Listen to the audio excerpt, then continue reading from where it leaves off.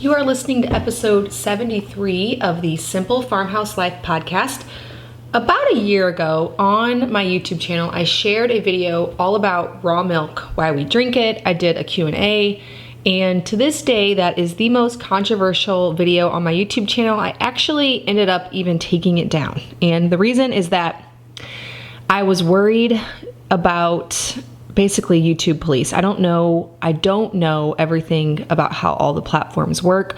All I know is I don't need my channel being shut down, and it just worried me. So I decided that since this podcast is more for people who maybe want to hear the more unfiltered part of my channel and lifestyle. I mean, I know I casually mentioned drinking raw milk, but I didn't want, I don't know, I felt very controversial putting that on YouTube. I had a lot of pushback from followers, and so I did decide to set it private. But here's the thing. We've been drinking raw milk for 10 years now. Like I said, in the upcoming podcast that you're about to listen to, I pulled it straight from that YouTube video, and I said things like 9 years. I also said I was also pregnant at the time, so I said with this one, I'm not still pregnant.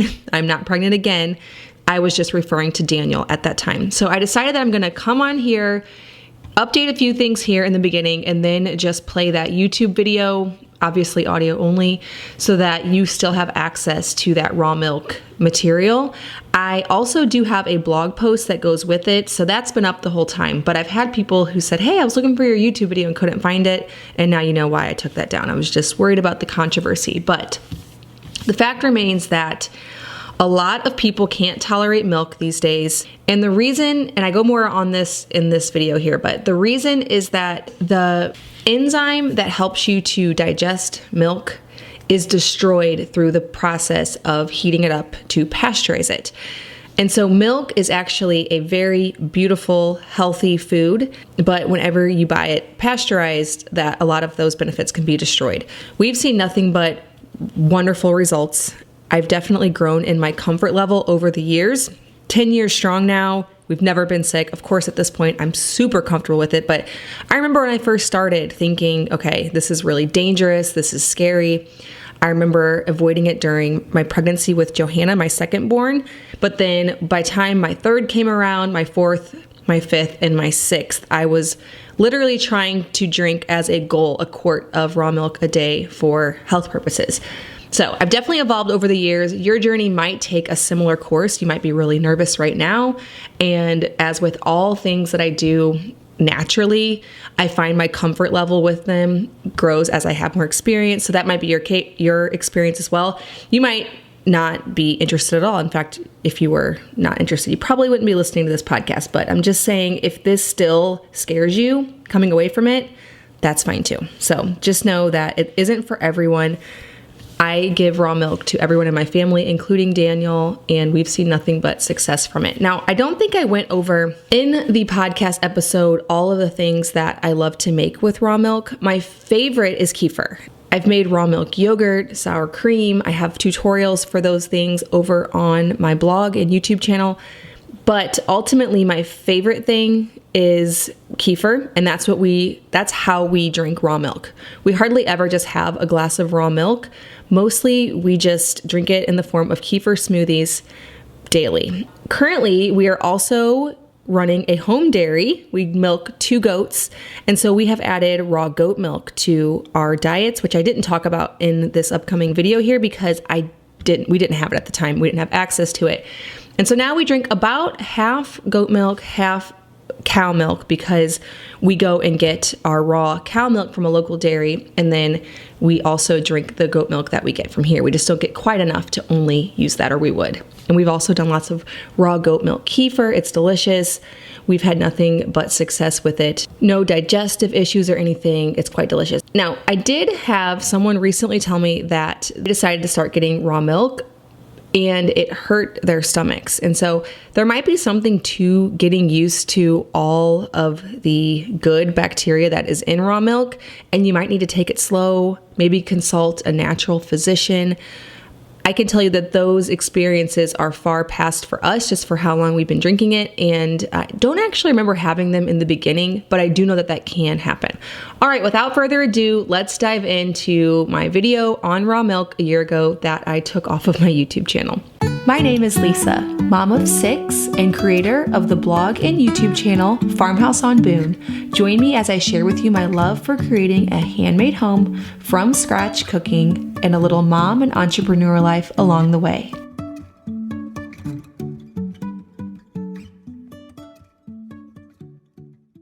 So the first thing I want to say before diving into this topic is these are all just my opinions, my experience. I am going to talk a little bit about some research I've done, but for you personally, anything I say, obviously make your own decisions, do your own research. I do have some strong opinions about this topic, but that does not mean that you necessarily should, or that you should take my word for it. That's my little disclaimer. Okay, so I'm going to start with some of the research I've done.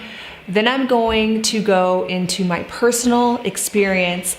And then I have some questions and answers. I actually went to Instagram and asked for raw milk questions from my followers. And so I have a whole list of questions that people have been asking me that I'm going to put at the end. Really glad I did that because there were some questions I just didn't think about. Okay, first I wanna talk about the dangers of raw milk. Now, if you go ask your doctor, depending on where you live, depending on who your doctor is, you're likely going to get the eye roll and be told that you are making a big mistake if you drink raw milk. Now, we had this experience when we first started drinking it about 9 years ago. I had one little girl and I was asking my pediatrician and he was like, "You're crazy." And at the time I had no experience to back this. All I had was internet research. So I was like, are we making a huge mistake? Like the first time I gave her raw milk, I was thinking she's just gonna die. Basically, if you Google this, you visit the CDC, USDA, any of those kind of FDA type of websites, you're going to basically think that if you would give your child raw milk, they'll die. If you ask your pediatrician, they're gonna say the same thing. So I was a little bit hesitant, and I'll go more into my experience later. We now have 9 years behind us of raw milk drinking. But here is sort of the studies that have been done. You are 9 times more likely to get sick from raw milk, okay? So there it is. However, that is still a 1 in 6 million chance. I got this stat from chriskesser.com. I'm gonna leave links to the sources below. This is something that I've been researching so long that like remembering all the exact reasons why we chose in the beginning, I had to go back and read them again because I'm like, oh, I know it's better, but you know, I don't remember why I made that decision 9+ years ago. So this is according to Chris Kesser what it says: the risk of developing a serious illness, one that will require hospitalization, is still 1 in 6 million. So you are 9 times more likely, but that is still, the relative risk is extremely small. I mean, 1 in 6 million, seriously. If you were afraid of safety that much, you definitely should not ever get behind the wheel of a car, ever. This is off topic, but it's kind of like with home birth and the relative risk difference. You have to always take the benefits and you have to look at the risks and make your analysis. And I feel like everything in the medical world is so fear-based that we sterilize our entire environment. Do this with antibiotics, we do this with so many things, and inadvertently create more consequences, but we are so fearful of doing things in this more natural way. So there is the risk, and that is why if you Google this, you're gonna see that it is very risky to drink raw milk. Now, something of course to consider is where you're getting your milk from. So me personally, I have toured farms where we've gotten our own milk, been with several different farms over the years. Things have changed and we've gone with different farmers. And then I have also toured a commercial dairy. I even toured some dairies over on the East Coast when I went there with Stonyfield. And so I have seen organic dairies, I've seen raw, small, local dairies, and I've seen commercial dairies. In the description below, I'm gonna leave some links for a little bit of the history of milk, and it'll help you better to understand why pasteurization became really necessary. All right, now let's talk a little bit about the health aspect of raw milk and why our family chose to drink it. So we find that these days people speak very negatively of milk, and a lot of health experts will tell you just to avoid it altogether, to do an alternative like almond milk, soy milk, coconut milk, rice milk, all of those. But after doing some research, I learned a lot of those were very processed. They're not natural. You can't get milk from those things. And oftentimes full of sugar. And then soy is a genetically modified crop that can also disrupt hormones. And so none of those routes seemed like good alternatives to us, but people still can't really tolerate milk these days and find themselves lactose intolerant. And so I knew I wanted to research into some different options. Now, the reason for this is that pasteurization kills the bad bacteria in milk, but it also kills the good bacteria. So I remember reading things like the body was meant to utilize the alive probiotics and cultures that are in the milk to actually help digest it and make it, assimilate and make it to where the body can actually use it. But without those things, the body is like, what is this stuff? Never meant to consume it because it's so dead. So it kills the bad pathogens and bacteria, but it also kills the good that makes it a healthy living food. So there's been some studies that show that the vitamin and mineral content of pasteurized milk just isn't there. The process of pasteurizing, which is just heating it to a certain temperature for an extended period of time, kills vitamin C.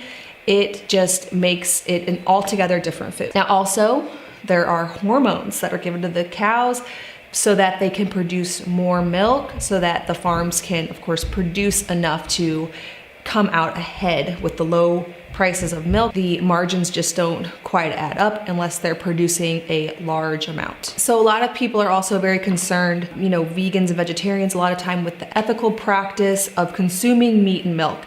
And this is another reason to drink raw milk and find your meat and eggs all from local sources, because you can actually see the living conditions that the animals are in, and they're wonderful. They're in the conditions that these animals were meant to be raised in. They are happy, healthy animals that produce healthy food. And so if the ethics is a concern to you, consider visiting one of these local farms, and you'll find that you'll be quite pleased with how the animals are treated and the way that they're raised. I have several sources I'm going to link below on the health benefits of raw milk versus pasteurized, and then some of the other articles that I've mentioned so that you can dig further into this. I am just trying to give you a little bit of a primer so that you can make your own decision. So now I'm going to share a little bit about my own personal experience. I already told you that we started with raw milk with my first daughter when she was about 18 months. I like to call her my guinea pig because I had no clue what I was doing. I, of course, was influenced by some of the health things at the time and thought maybe I should give her milk alternatives. I, for a minute, gave her soy milk, which is the worst thing you could give hormonally, especially to little girls. Very bad idea. Do your research on that before I figured out raw milk. Now this was around 18 months. She was nursing up until that point, but then I was pregnant with my second and she kind of self-weaned at that point, and I wanted to get her on a milk that I felt comfortable with, and that's when we moved to raw milk. We were with a farm there where we used to live for probably 5-ish years before they stopped doing their dairy operation. Then we moved to a different farm, still in our area. We had to drive a little bit further to get it, but it was definitely worth it. And then we moved here, new place, and for a while we were going about a half an hour, meeting another farm that brought to a drop point. And then recently, a friend reached out and said that her friend from church lived in the same town as us, and they are a family with one dairy cow, but one dairy cow produces several gallons each day. And so they wanted to take on a few customers. So now we're able to get our raw milk from just a family with one single cow. I believe some of these questions are in the Q&A, but we've never gotten sick while consuming raw dairy, and I have consumed it quite liberally during my pregnancies. My first pregnancy with it would have been my second daughter. I was still hesitant then, just out of obviously not really understanding the relative risks. My OBGYN at the time, before I switched to a midwife, was definitely concerned. And so at the time, I definitely didn't consume as much with her. Now my 3 after that, and then this current one, I consume quite a bit of raw milk. With the boys, they were all full term, 8.5 pound babies. And I consumed at least, I would say, a quart a day, either of milk or kefir, which is just a way that I ferment the raw milk. Now, another consideration is A1 versus A2 milk. This might be a whole new thing to you, but it has to do with the protein in the milk. And sometimes when people are very sensitive to dairy, a lot of times it's because they're consuming A1 milk. Now, we have been with farms before who may or may not have been serving A2 milk, but they did not do the testing. And then we've been with a farm for a while who actually did the testing, had certified A2 cows. We have not noticed a difference. So maybe this entire time we've been consuming A2. The ones didn't necessarily know for sure if they were or weren't A2. So we may have been consuming A2 the entire time. It's really hard to say, but if you're sensitive to dairy, you may want to look into the A1 versus A2 protein in milk and do some research on that as well. All right, so now I'm gonna dive into the Q&A, and then I'm gonna talk about some of the great things that you can make with raw milk. I'm even gonna have some more tutorials coming up in sort of a series here on raw milk, where I'm gonna show you how to make some other great recipes. All right, so let's dive in and find these questions and answers. All right, so I've got several about this. Someone told me that raw milk is illegal. And that depends on your state. In some states, it's illegal in stores. Some states, there's very little laws. Some states, it's illegal altogether. There's a lot of history on this. You can read more up on that online.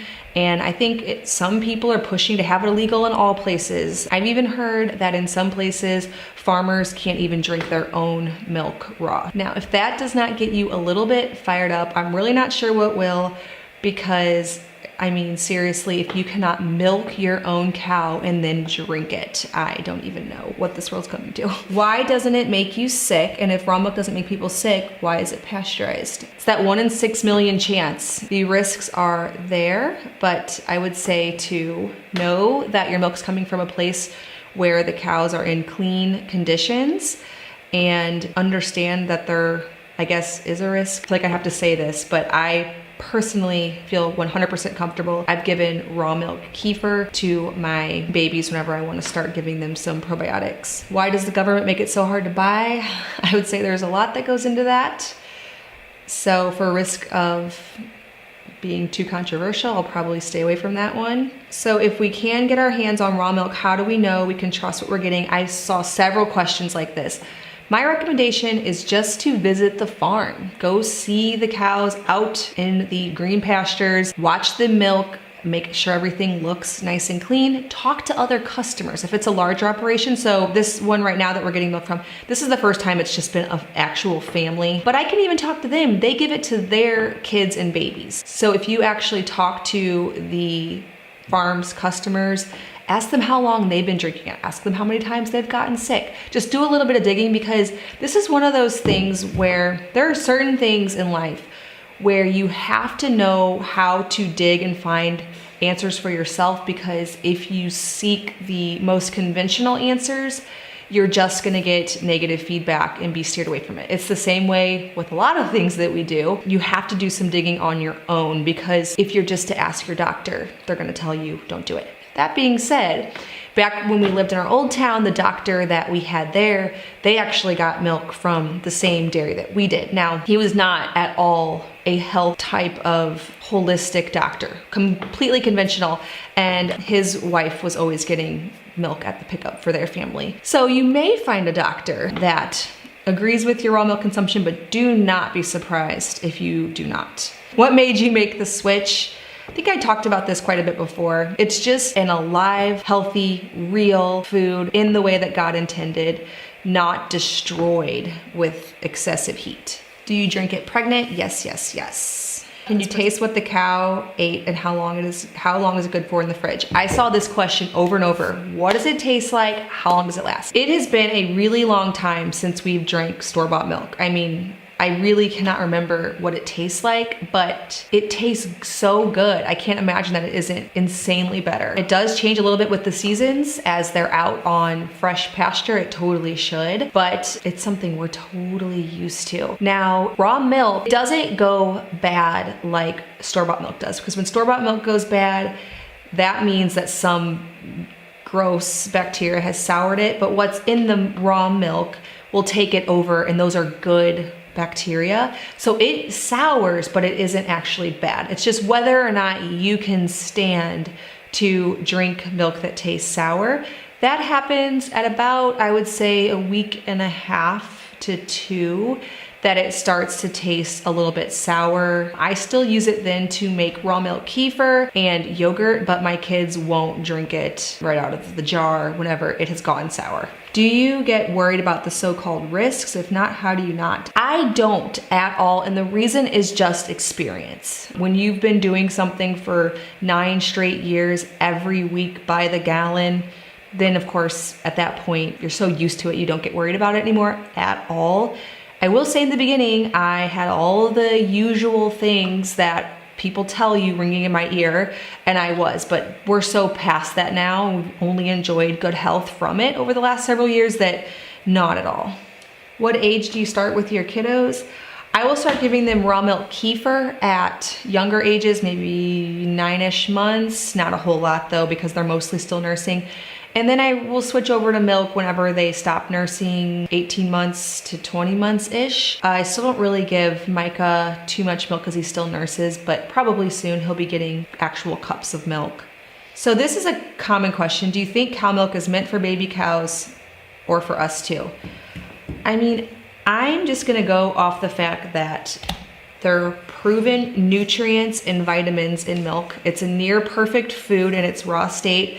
God talked a ton about it in the Bible, so I think it was meant for us. Yes, it's meant for baby cows, but it also has such obvious benefits and can be a part of a healthy lifestyle that it makes me wonder why it wouldn't be for us. I don't know, there's so much that goes into that because people are always saying things like we're the only mammals that drink another mammal's milk. We're the only mammals that do a lot of things just because of our intellect and our ability to domesticate and things like that. So I definitely think so, because I don't feel like we could live such healthy lifestyles if it was so terrible. Okay, several questions about where you can get it. This is a good resource. Check realmilk.org. You can find local farms in your area, but oftentimes it's just gonna take talking to a lot of other people in your area. There's also a group called Weston Price Foundation, and you can get on their Facebook group and you can ask in their group if anybody has extra milk in your area, because like the farm we're going to now, it's just a family with 1 cow. They aren't on the realmilk.org search thing. Those are more for farms who are selling lots of milk, who are making this their business. And I would say the best thing to do would just be find a family who has a dairy cow who, you know, they're not drinking 4 or 5 gallons of milk per day, so they need to take on a few customers. That's probably the best thing to do, is just ask around, get in the Facebook group, and then also check realmilk.org. I found 2 sources around this area before I found this family that were on realmilk.org. Now we have to drive further for those, but they were available. Can you homogenize it? I mean, I wouldn't. So basically homogenization breaks down the fat component, the molecules in the cream so that it will stay incorporated and not rise to the top. I love that raw milk isn't homogenized. I take the cream off the top for coffee, for butter, for sour cream. I like that you can separate it, but what I do if I'm giving a glass to the kids, I'll just shake it and then pour it in their glass. It does not separate before they're done drinking it. And so there is cream in their milk because the cream part is just so healthy that I want them to get that. Do your kids mind when it might taste a little grassy in the spring? My kids love the milk always. In fact, it's kind of like almost to the point of, no, you don't need another glass of milk. Have you ever gotten sick from it? Never.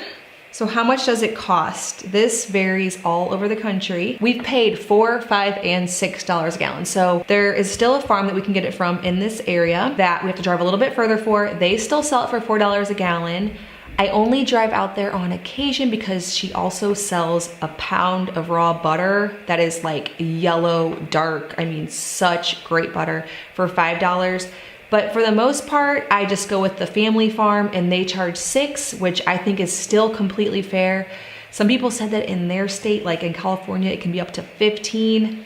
That is crazy, but I still think we'd pay it. Now, we probably would drink way less than we do right now. So now I buy 4 gallons a week, and that's obviously easy when it's really cheap.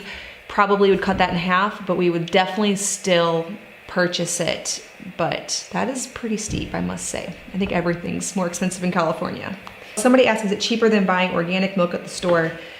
I have no idea. I don't shop organic milk at the store, but it is so much better because organic milk, since there isn't as much of a demand for it, has to have a longer shelf life, or the grocery stores would find themselves throwing away organic milk. So it is ultra pasteurized, which means it's heated so hot, it kills everything in it so that it doesn't have a chance to go bad. It lasts weeks and weeks and weeks, but there's nothing left good in it. So I probably would not purchase organic milk. I'd purchase organic yogurt, maybe some organic cream, but like to pay a ton of extra for essentially dead food, I would think would be a little bit of a waste.